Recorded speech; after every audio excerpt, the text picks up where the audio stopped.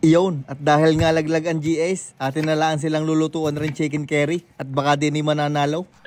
Dumilihin siya nga tayo din na isang buong manok. At akin lang rin pinagpira-piraso ng garne kalalaki. Ay nasa sa inyo na din kung gaano kalalaki ang gusto ninyo. Sa akin ay tama na ang garne. At pagkatapos ko nga yung pagpira-pirasuhin, akin ilalagay din sa strainer at ating huhugasan. Huhugasan natin na rin na mabuti para siguradong malinis. Ay wag nyo lang sasabunin. At pagkahugas ko nga noon, ako'y aagaw ng ilang piraso at akin nga adubuhin sa isang araw. Yan, tama lang garne karamay. At aring tray chicken curry na. Dini naman tayo magagayat ng ating panggisa. Akin lang pipit-pitin na rin mga bawang bago ko gagayatin ng pinong-pinaw. Isang buong ulo ng bawang aking ginamit din ay. Mas marami, mas masarap. Sunod naman ang sanggandikit ng bawang, aring sibuyas. Kalahati lang nung malaking sibuyas na pula at ginahit ko lang ng papagarnay. Sunod naman ay aring luya, patanggal lansa. Mga gahin lalaki laang at ginahit ko lang din ng pinong-pinaw. Ang gulay naman na ating ilalagay ay aring carrots. Isang carrots laang at garne lang ang padali ko din eh.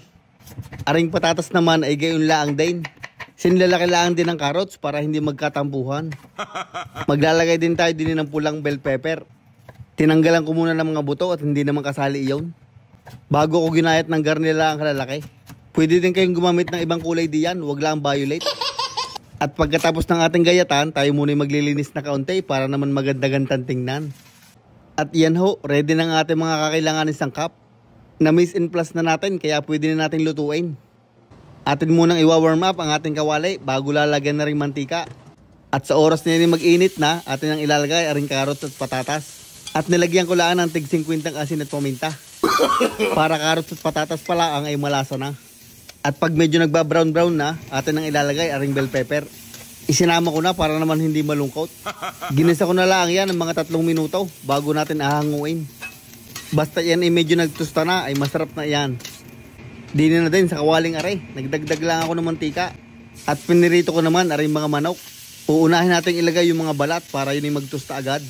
Ang target natin din ay maging garne, golden brown. Yun mas magpapasarap din yung tustang iyon. Pinirito ko lang ng kaunting oras bago ko hanguin. Yan naman ay lulutuin pa natin mamaya. Ara naman ang pangalawang batch ng mga manok. At pag naprito ng mga manok, tayo magigisa ng bawang at saka luya. Dini na din sa pinagprituhan at nandini pa ang mga lasa. Naglagay din ako ng kapirasong margarine at naisipan ko laang. Bago ko nilagay aring ating mga sibuyas. Atin lang gigisahin na rin hanggang siya mag-translucent. Saka natin isasauli aring mga manok na ating pinirito kanina.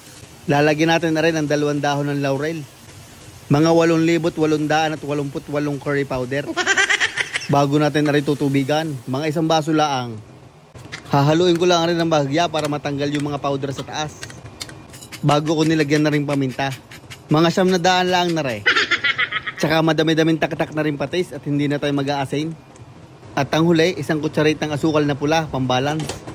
Hinalo ko lang ulit rin ng bahagya bago natin na rin tatakpan. At pagkalipas ng mga 15 minutos at yung nagbubula ka na, atin ang ilalahok aring mga gulay para sabay-sabay na silang maluluto. Iilalim ko lang yung mga patatas at carrots at tatakpan ulit natin. At sa oras na yan ay bumulak ulit, atin ang lalagyan na ring gata. 1 lata lang ng gata ang aking ginamit at yun lang ang meron ako.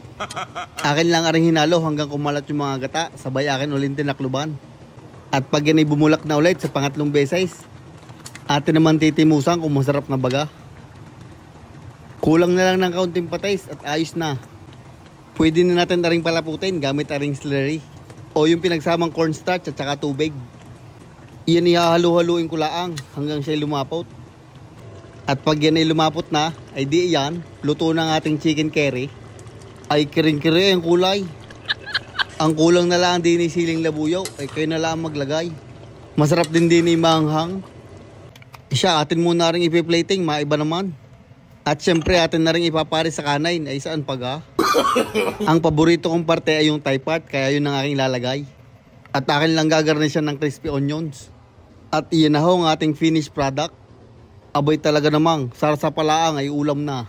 Ay tunay ka namang kukulangin ng kaning iyan. Ay paano? Titirahin ko na ray. Napakalambot nga din naman ay ng manok. Ay siya aring unang subo para sa inyo. Ay talaga namang napakalasa, ika nga ng mamay. Happy birthday nga pala sa aming mamay Ilis in heaven. Ay siya, dali-dalit, naiyak ng bata. Ay iyon, hanggang din na lang ang videong aray.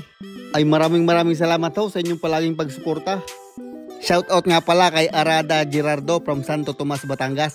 Kay Antonio Dulay from Tanawan, Batangas. Kay Vince Dueñas Barquila from Sydney. Kay Arnold Mayorga from San Jose, Batangas. At kay Chris Ben. Maraming salamat mga idol.